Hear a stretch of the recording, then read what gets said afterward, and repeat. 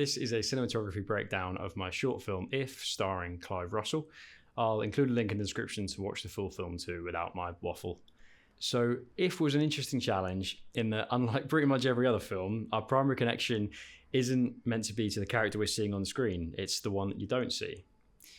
When me and Clive were working on the character, we made this really deliberate decision never to name him. He's more of an archetype onto which the audience should ideally project their own experiences of grief. Whether they've lost a parent, a sibling, a friend, it really could be anyone.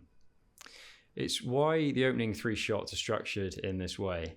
When you remember someone, it's really snapshots that you see, flashes of who they were. For instance, you might remember that he was someone who was always looking out at his garden, or he kind of cherished the relationships in his life.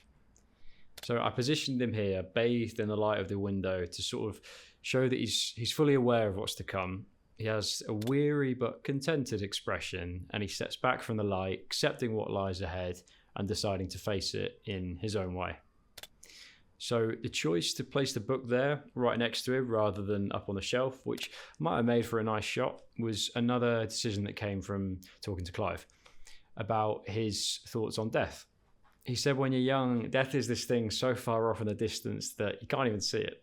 But as you get older, something that creeps over the horizon so slowly that you don't even notice it, you just feel the vague outline of a shadow moving with you. In terms of the kind of equipment and lenses and stuff, I shot the whole thing on the Atlas Mercury Anamorphics, primarily the 72mm. The horizontal flares were a key part of the visual style I wanted, along with this beautiful focus fall off that kind of brings our attention inwards towards the center. The sharp edges are sort of ill-defined, making him feel very much like he's in his own world. So from the moment he sits down, we never really see him clearly again. There's always this flare between us and him. He's in this liminal phase somewhere between the here and now, us in the room, and moving on. If I had my time again, I'd definitely have found a way to motivate a backlight behind him. Possibly a floor lamp, or even just a Titan tube on 1 or 2% strength tucked right up against the wall, just to separate him from the background and add another layer of dark light. I think it would have been very believable that it was just a bounced return from the wall as well.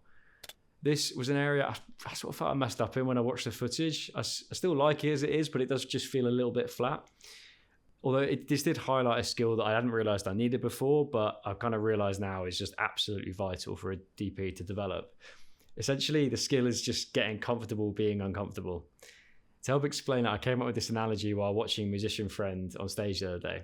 So he's on stage, in between songs, there's a packed room full of people in absolute silence as he tunes his guitar. Everyone's waiting, all eyes directly on him. There is this tension in the air and you can feel every single second.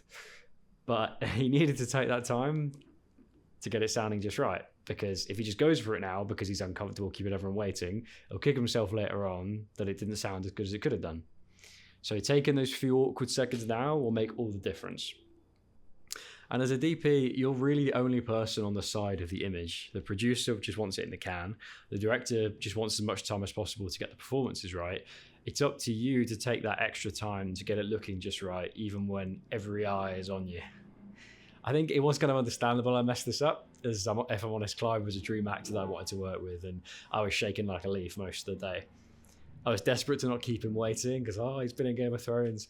But I think annoyingly, like my mate with the guitar, it just takes time and experience to build that confidence to be able to give yourself the time. So back to the shots. So everything apart from the wide was done on the easy rig, as I wanted these shots to kind of feel natural, to have a lifelike quality to them. And I don't know about you, but I can never sit perfectly still, so it makes sense there's a bit of movement, and I wanted us to feel like we were in the room with him.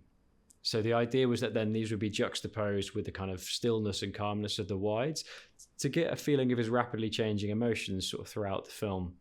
We're always kind of treading this line between hope and love and fear and acceptance, which is my experience really with being with people who are towards the end of their life. There's a moment or two that I think you actually feel the camera sway, and which means it's a bit overdone if you're noticing it. I think overall it was the right decision to do it on the easy rig, as me and Clive were really keen to get across that he wasn't reading this in a pompous way, like an old schoolmaster regaling his boys with one of his favourite poems. It's a really tender moment, and we should feel like he's reading it directly to us. In the film, he's thinking about his son in these moments, thinking about all the hopes and wishes he has for him. And it was really important to me that this felt personal and intimate. This is the moment that you feel a real change. And I think it was the perfect time to use this shot, and a fantastic choice by Ellie, the editor.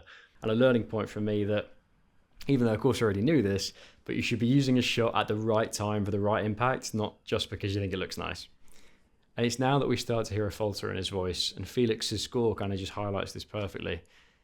Clive's character is showing unbelievable quiet bravery. He's facing the most scary thing a human ever has to face with this calm and contentment, but that doesn't mean he's immune to the fear.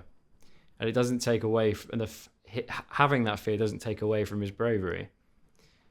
And that's what I wanted us to feel in these closer shots. We've lost the sun flares. We're more aware of him in the space. We kind of feel him holding on a little bit. This was another moment I really agonized over. Every instinct was telling me to soften the light, but I needed to just get my head out of the kind of commercial space. Hard light can be absolutely beautiful, and Jan the gaffer had done this amazing job with these beautiful tungsten 2Ks that render such lovely skin tones. And he sat next to a window with sunlight pouring in. It wouldn't be a pretty, soft, even bounce wrap around his face.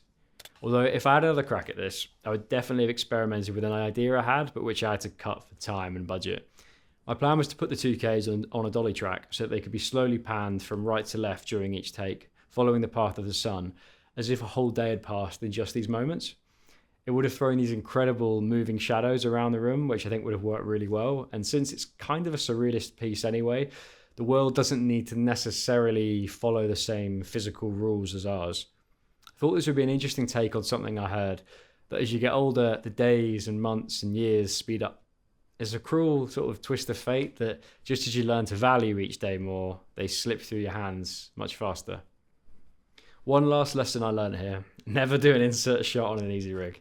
When you've got a performance to look at, the movement feels natural, but when you're just looking at an object, any sway is wildly distracting. It takes you right out of it. I wish I'd known that before, and it would have saved my VFX artist a lot of time. Overall, I'm happy with the message that comes across in the cinematography. We see the journey he goes on: contentment, fear, love, and then back to acceptance. He's said what he wants to say, and he's ready to let go. There's of course things that I change now, but I think that's how you know you're getting better.